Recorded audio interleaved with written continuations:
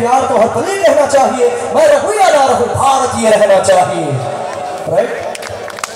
আমরা কোনো সিনেমার হিরোর কথা বলছি না, কোনো সলমান খান, শাহরুখ খান বা কোনো অমিতাভ বচ্চনের কথা বলছি। আমরা কথা বলছি কাদের? আমাদের রিয়েল হিরো, আমাদের দেশের জওয়ান।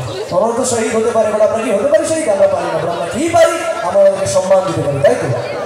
তো আজকে জলপাই বিবেকানন্দ স্পোর্টিং ক্লাবের তরফ থেকে আমরা ওদেরকে সম্মান দেবো, হ্যাঁ কি না? জোরে বলতে দেবো। এই সম্মানটা দেওয়ার জন্য কি করতে হবে তার আগে আমি একটি কথা বলি। আমি আজ অব্দি এত বড় শিল্পী হতে পারিনি, এত বড় সিঙ্গার হতে পারিনি।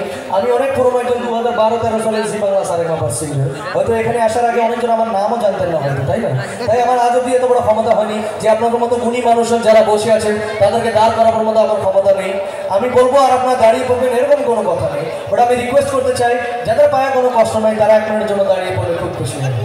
এই দাঁড়ানো তো তাদের জন্য যারা আমাদের জন্য নিজের বুকে গলি খেয়ে শহীদ হয়েছে। সকলকে বলতে চাই শুধুমাত্র 1 মিনিটের জন্য, তারপরে আবার বসে পড়বেন। কেননা আমার পরে আরেকজন খুব ভালো শিল্পী আছেন যিনি আপনাদেরকে খুব ভালো ভালো গান শোনাবেন।